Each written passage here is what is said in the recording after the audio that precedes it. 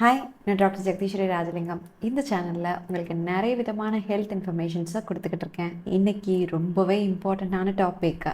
உங்கள் குழந்தையுடைய சருமம் நல்லா பஞ்சு மாதிரி மிருதுவாக இருக்கா, ரொம்ப சாஃப்டாக இருக்குல்ல, அந்த பஞ்சு மாதிரி இருக்கக்கூடிய சருமத்துக்கு பின்னாடி ஒரு பெரிய ரகசியமே இருக்குது. உங்களுக்கு தெரியாமலே நீங்கள் செய்யக்கூடிய சின்ன சின்ன தவறுகளால் உங்கள் குழந்தையுடைய சருமம் டோட்டலாக பாதிக்கலாம். இன்னைக்கு வீடியோவில் குழந்தையுடைய தோல் எந்த மாதிரி அமைப்புடையது, எப்படி இருக்கும், இந்த தோலில் எந்த மாதிரி பொருட்களை போடவே கூடாது, ஏன் போடக்கூடாது அப்படின்றத பற்றி தெளிவாக பார்க்க போகிறோம். முதல்ல குழந்தையுடைய தோல் அமைப்பு எப்படி இருக்கும்னு பார்ப்போம். குழந்தையுடைய தோல் முதல்ல ரொம்ப மெல்லிசானது. அடல்ட் ஸ்கின்னை நீங்கள் கம்பேர் பண்ணுறப்போ அதை விட 30% ரொம்ப ரொம்ப மெல்லிசானது. ரெண்டாவதாக வேகமாக உறிஞ்சிரும். அதாவது குழந்தையுடைய தோல் ரொம்ப மென்மையாக இருக்கிறதால நீங்கள் தோலில் எந்த இன்க்ரீடியன்ட் போட்டாலும், எந்த மாதிரியான லோஷனோ க்ரீமோ இல்லை பாதிக்கக்கூடிய எதையாவது நீங்கள் போட்டிங்கன்னா அது உடனே அவங்க உடம்புக்குள்ளே உறிஞ்சப்படும். மூணாவதாக அவங்களுக்கு ஈரப்பதம் ரொம்ப குறைஞ்சி போயிடும்.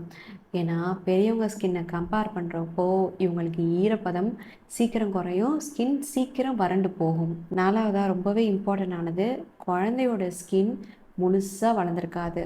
இதனால் அலர்ஜி அண்ட் நோய் தொற்றுக்கள் ஈஸியாக வந்துடும். இப்போ ரொம்பவே முக்கியமான பகுதிக்கு வருவோம். என்ன பொருட்கள்லாம் குழந்தையுடைய சருமத்தில் போடவே கூடாது, இதெல்லாம் ஏன் போடக்கூடாதுன்னு பார்ப்போம். ஃபர்ஸ்ட், ஹெவியாக வாசனை இருக்கக்கூடிய லோஷன்ஸ் அண்ட் ப்ராடக்ட்ஸ். வாசனை உள்ள பொருட்கள்னாலே அதில் கெமிக்கல் அதிகமாக சேர்ந்துருக்கும். கெமிக்கல் அதிகமாக சேர்ந்ததுன்னா இந்த மிருதுவான மெல்லிய தோல் உள்ள குழந்தைக்கு அரிப்பு, அலர்ஜி, தோல் செவந்து போகிறது, இல்லைனா எக்ஸிமா மாதிரியான கண்டிஷன்ஸ் ஏற்படும். எப்போவுமே ஃப்ராக்ரன்ஸ் ஃப்ரீ, அதாவது கெமிக்கல்ஸ் ஹெவியாக இல்லாத மைல்டு லோஷன்ஸை குழந்தைகளுக்கு பயன்படுத்துங்க.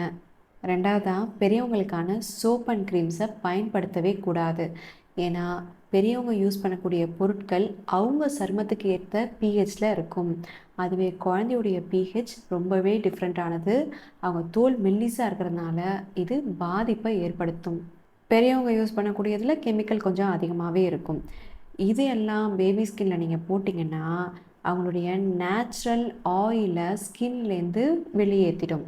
ஸோ ஈஸியாக ஸ்கின் வறண்டு காஞ்சி போய் கிடக்கும். அடுத்ததாக டால்கம் பவுடர்.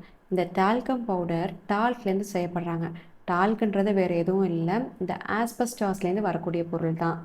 சின்ன சின்ன மைன்யூட் பார்ட்டிகல்ஸ் குழந்தையுடைய நுரையீரலுக்கு போணுச்சுன்னா குழந்தைங்களுக்கு சுவாச சம்பந்தமான பிரச்சனைகள், நுரையீரல் பாதிப்பும் வரலாம். நிறைய பழைய ரிசர்ச்சில் என்ன சொல்கிறாங்கன்னா குழந்தைங்களுக்கு இது ஒவேரியன் கேன்சர் ரிஸ்கையும் உண்டாக்குறதா சொல்கிறாங்க.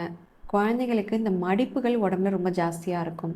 ஸோ இந்த மடிப்புகளில் இந்த பவுடர் சேர்ந்து வேர்வையோட தடிப்புகளை இது உண்டாக்கலாம்னு சொல்லப்படுது.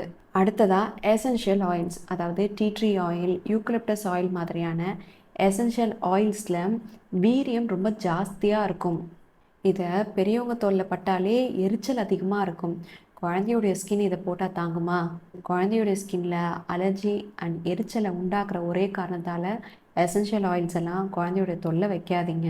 லாஸ்ட்டாக ரொம்ப இம்பார்ட்டண்டான காய்ச்சாத பால் அண்ட் வீட்லேயே நீங்களே க்ரீம் செஞ்சு தடவுறேன்னு தடவக்கூடாது.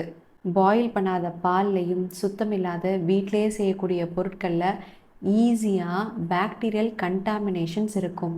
இது குழந்தையுடைய தோலில் ஈஸியாக தொற்றுக்கள், அதாவது இன்ஃபெக்ஷன்ஸை உருவாக்கும். ஸோ குழந்தையுடைய தோலை எப்போவும் mild, hypo allergic and fragrance ஃப்ரீயாக இருக்கக்கூடிய ப்ராடக்டை மட்டும்தான் பயன்படுத்தணும். அதுவும் டாக்டர் ரெக்கமெண்டட் ப்ராடக்டாக இருக்கணும். எப்போவும் குழந்தையுடைய தோலை கம்மியாக கேர் பண்ணுறது தான் ரொம்ப பாதுகாப்பானது. ஸோ டாக்டருடைய அட்வைஸ் இல்லாமல் கண்டதை தேய்ச்சி குழந்தையுடைய ஸ்கின் பேரியரை பெர்மனெண்ட்டாக டேமேஜ் பண்ணிட்டாதீங்க. இந்த வீடியோ யூஸ்ஃபுல்லாக இருந்தால் உங்கள் ஃப்ரெண்ட்ஸ் அண்ட் ஃபேமிலிக்கு, குறிப்பாக இந்த நியூ மாம்ஸ்க்கு ஷேர் பண்ணுங்கள். இன்னும் ஒரு இன்ட்ரெஸ்டிங்கான வீடியோவில் பார்ப்போம்.